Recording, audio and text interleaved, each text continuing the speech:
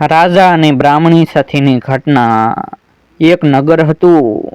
આ નગરમાં એક રાજા હતો। રાજા પરણેલો હતો, પરંતુ સ્ત્રીઓ રહેતી ન હતી, એટલે કે રાણીઓ રહેતી ન હતી। એક દિવસ એ નગરની સ્ત્રીઓ પાણી ભરવા માટે ગઈ। આમાં એક બ્રાહ્મણની દીકરી હતી। એ બધી બાઈઓ પાણી ભરે છે અને ત્યાં વાતો કરે છે કે રાજા તે કેવો છે, તેને એકે રાણી જ પસંદ નથી। હવે રાજા આવેડાની આડે ઊભો ઊભો વાતો સાંભળે છે। ત્યારે બે બાઈઓ કહે છે કે રાજાને કોઈ રાણી જ પસંદ નથી પડતી। ત્યારે બ્રાહ્મણની દીકરી કહે છે કે બાઈઓમાં રાંડોમાં ઝારી વિઝારી નહીં હોય। જો તેઓમાં ઝારી વિઝારી હોય તો તે રાજા તેઓને કાઢી શું શકે? એમના પગ ન સાટે પગ। પરંતુ જે જાણે ઝારી તે ન જાણે વિઝારી। ત્યારે રાજા વિચાર કરે છે કે તે કોણ બોલી। પાણી ભરીને બધી પોતપોતાને ઘરે ગઈ। ફળીએ ગઈ ત્યાં તો રાજા તેમની પાછળ આવ્યો। આવીને જોઈએ કે આ ફળિયામાં આવી છે, એટલે ત્યાં જઈને તે કહે છે કે બહેનો બહાર આવો। એટલે ફળિયાવાળી સ્ત્રીઓ મંડી બહાર નીકળવા। રાજાને જોઈને સ્ત્રીઓ વિચાર કરે છે કે આ શું? રાજા અહીં આવી સલામ કરી અને મંડી અન્નદાતા કરવા।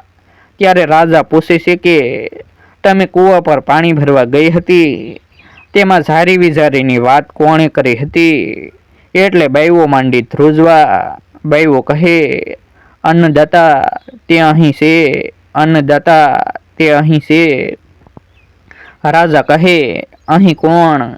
બાઈઓ કહે બ્રાહ્મણની દીકરી। રાજા કહે ક્યાં છે? બહાર કાઢો।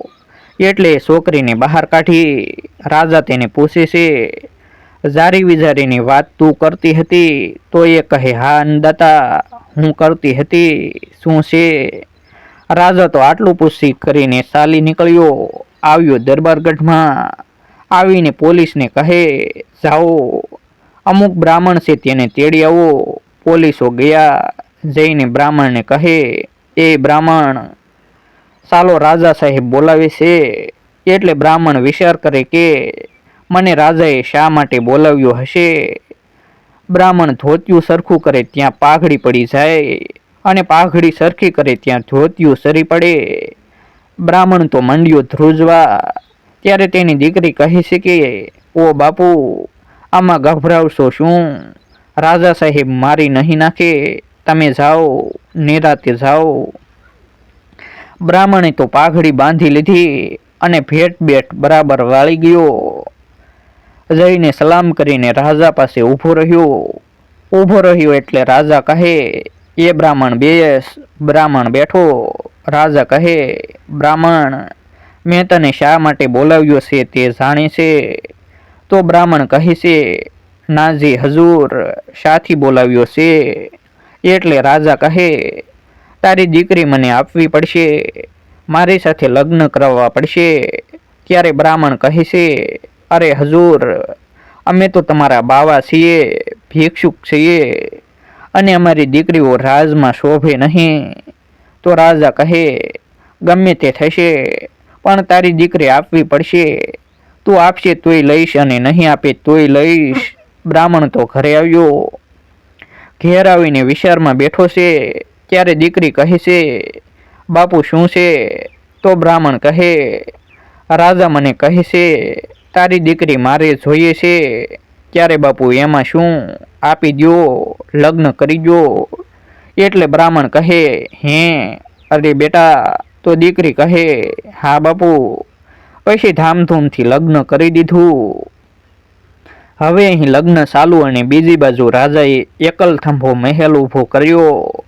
રાજાએ તો ચોરીના આંટા ફરીને રાણીને એકલ થંભા મહેલ પર ચડાવી દીધી। માથે ચડાવીને તેને બે દાસીઓ આપી। બે દાસીઓને પણ ઉપર ચડાવી દીધી। ખાવા પીવાનું બધું દોરીથી સીંચીને ડોલમાં, ડોલ નીચે ઉતરે, જે કંઈ જોઈએ તે દોરીથી સીંચે, બાકી નીચે ઉતરવાનો હુકમ નહીં।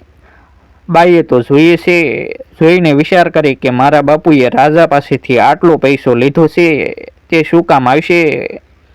હું તેની એકની એક દીકરી છું, બાકી આગળ પાછળ કોઈ નથી. બાઈ અહીં વિચારમાં બેઠી છે. ફળિયાવાળી સ્ત્રીઓ પાણી ભરવા માટે નીકળી. બાઈએ કાંકરી લઈને ઘા કર્યો. એક બાઈના બેડા પર ઘા ગયો. ફળિયાવાળી જોઈએ તો ચીઠી ફેંકી. ચીઠી ફેંકીને કહે, આ ચીઠી મારા બાપુને આપી દેજો. ફળિયાવાળી કહે, સારું. પાણીવાળીઓ પાણી ભરીને ચાલી ગઈ. પછી ઘેર જઈને બ્રાહ્મણને ચીઠી આપી દીધી. કહે, આ તારી દીકરીએ આપી છે. બ્રાહ્મણે ચીઠી વાંચી. દીકરી લખી છે, બાપુ, હું તમારી એકની એક દીકરી. તમારી પાસે આટલો પૈસો છે તે કોને કામ આવશે? માટે કશોક રસ્તો કાઢો. તમારા ઘરમાંથી સુરંગ કાઢી, ભોંયરું કાઢી મને શેક મારા એકલ થંભા મહેલ પર કાઢો. બ્રાહ્મણ કહે, ભલે દીકરી. અને રાતોરાત તે કામ કરાવતા કરાવતા ભોંયરું શેક એકલ થંભા મહેલ સુધી પહોંચાડી દીધું. પછી એક દિવસ રાજા કહે છે કે આપણે શિકાર કરવા જવું છે અને 6 મહિને આપણે પાછા આવીશું, તે સિવાય આવવું નથી. રાણીને તે બ્રાહ્મણીને ખબર પડી કે રાજા શિકારે જાય છે. ત્યારે રાણી વિચાર કરે કે આ તક છે, કાલે રાજા જવાનો છે એવી ખબર પડી એટલે પોતે ત્યાંથી મહેલ પરથી ઉતરી ચાલી અને દાસીને કહે છે, ઓ દાસી, ધ્યાન રાખ, જે રીતે ખાવાનું આવે છે અને તું સ્વીકારી લેશે તે જ પ્રમાણે ખાવાનું સ્વીકારી લેવાનું. તારાથી ખવાય એટલું ખાવું અને બીજો ખૂણામાં ઢગલો કરી દેવો. મારા ભાગનું ખાવાનું છે તેનો ઢગલો કરી રાખજે. હું 6 મહિને પાછી આવીશ. દાસી કહે છે, અરે બાઈ, તને કોઈ કહેવાવાળું નથી. રાણી કહે, નથી, તું ખા પી અને મજા કર. દાસી કહે, ભલે, બીજું શું. રાણી તો ઉતરીને થઈ રવાના. આવી બાપુ પાસે. અહીંથી સાધ્વીનો વેશ લઈ તંબુરો હાથમાં રાખી અને થઈ રવાના. પછી જોઈએ કે રાજા હવે ગામની બહાર નીકળશે એટલે પોતે ગામની બહાર નીકળીને બેસી ગઈ. ત્યાં રાજા નીકળ્યો. રાજા જોઈએ તો સાધ્વી, ઓહો, અરે, આપણે નસીબદાર છીએ.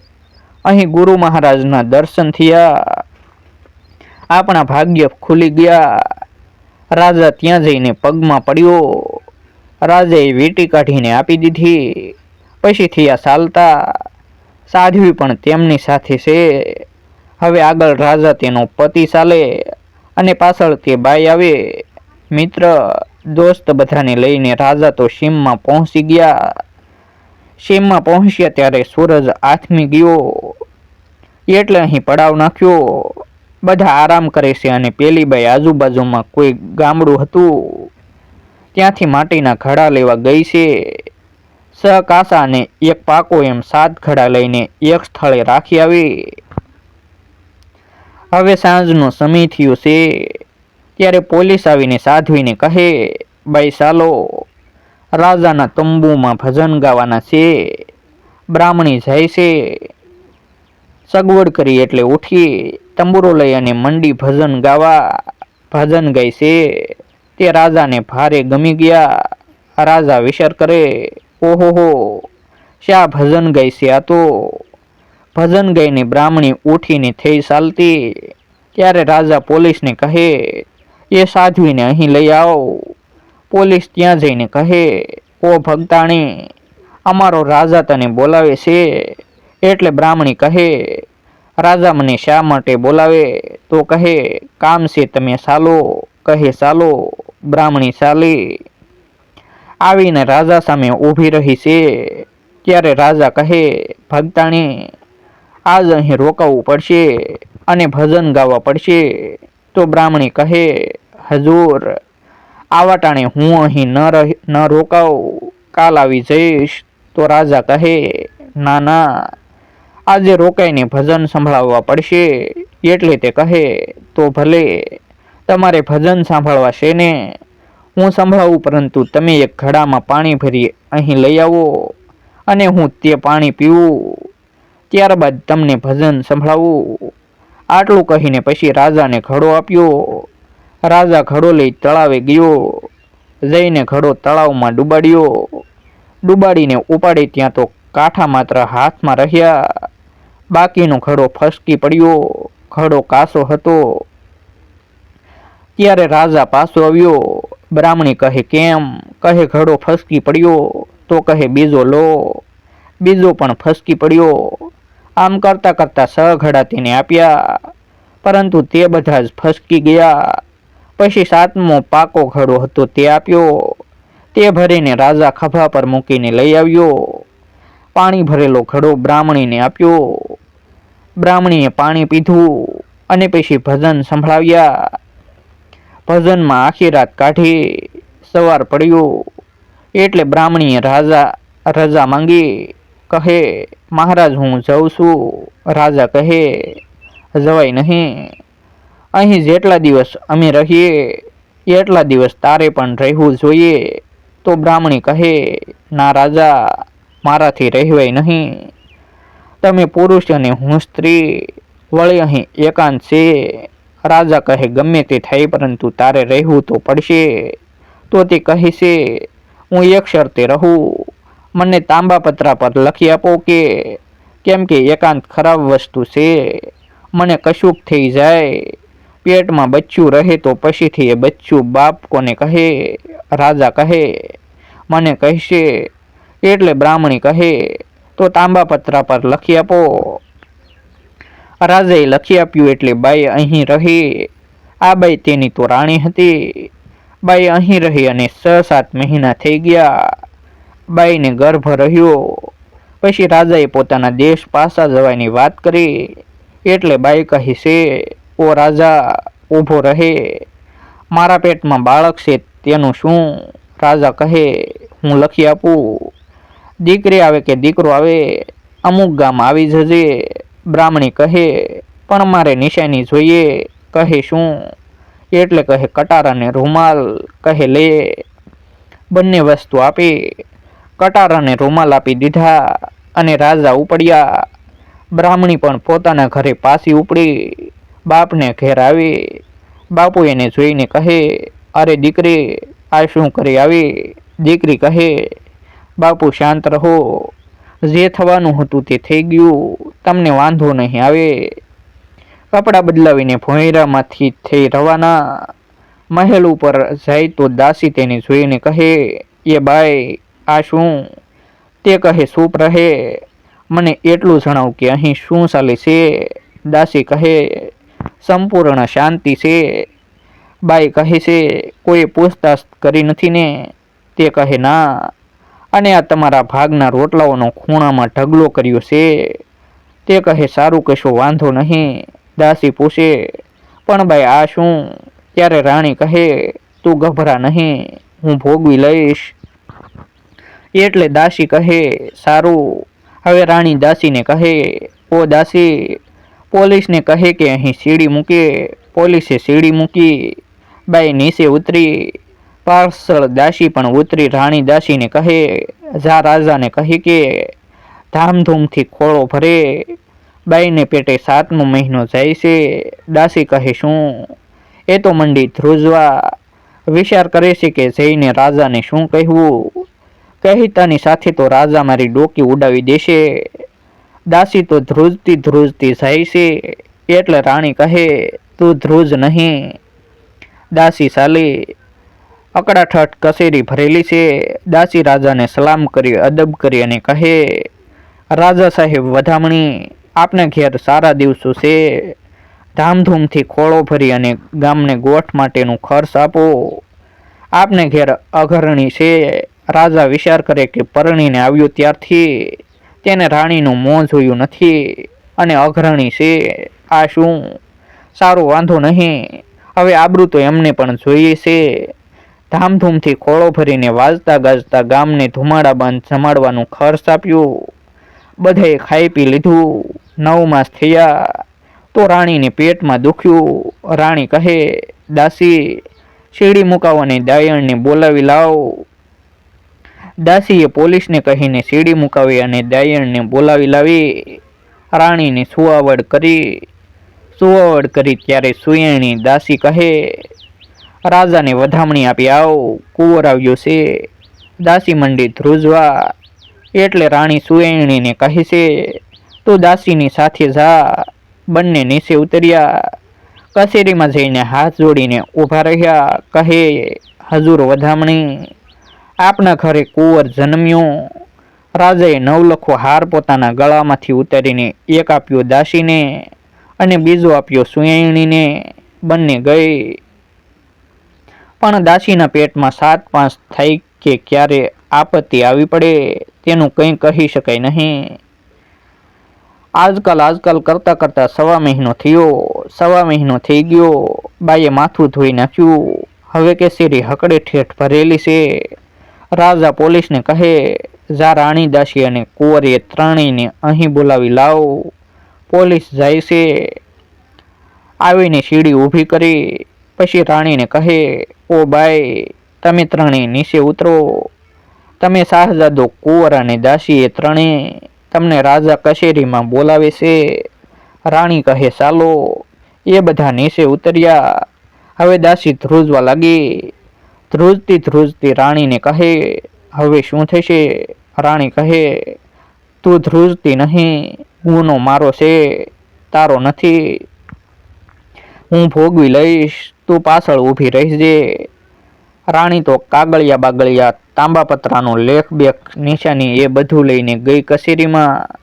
ઘૂમટો કાઢીને અહીં ઊભી રહી. કુંવર દાસીને આપીને કહે, રાજાજીને આપી દે. દાસીએ કુંવર રાજાજીને આપ્યો. કુંવરને જોઈને રાજા વિચાર કરે કે આ તો મારા જેવો છે, પણ મેં તો રાણીનું મોઢું પણ જોયું નથી, તો આ છોકરો મારા જેવો ક્યાંથી? રાજાએ પ્રધાનને આપ્યો. જોઈને પ્રધાન કહે, હજૂર, બિલકુલ આપની જ સુરત છે. પછી તો આખી કચેરી મંડી વખાણ કરવા. ત્યારે રાજા કહે છે, તમને સહુને બીજી કંઈ ખબર છે? જ્યારથી હું આ બ્રાહ્મણીને પરણ્યો છું ત્યારથી મેં તેનું મોઢું જોયું નથી, ચહેરો જોયો નથી, તો પછી આ છોકરો મારા બુંદનો ક્યાંથી હોય? પછી બ્રાહ્મણીને કહે, ઓ બ્રાહ્મણી, આનો જવાબ આપ. એટલે રાણી કહે, રહેવા દો તો સારું. આ વાત આટલા સુધી જ રાખો તો બસ છે. બાંધી મુઠ્ઠી લાખની રહેવા દ્યો. કોઈક જ સીધા હોય તો રાજા કહે, જે કંઈ હોય તે કહેવું જોઈએ. રાણી કહે, સારું તો સાંભળો.